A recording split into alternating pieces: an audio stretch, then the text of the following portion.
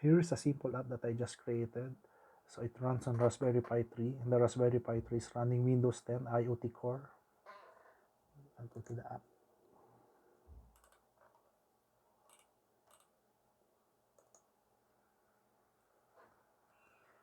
Okay, so this is the app.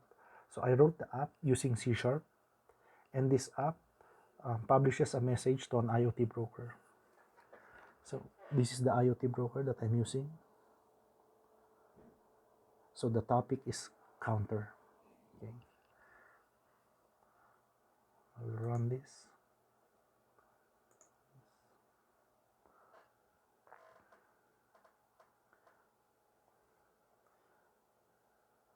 Okay, so now it starts sending message to the MQTT broker.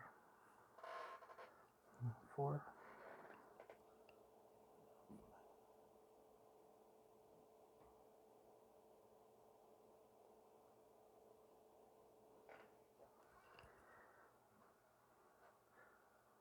So it sends new value every 2 seconds.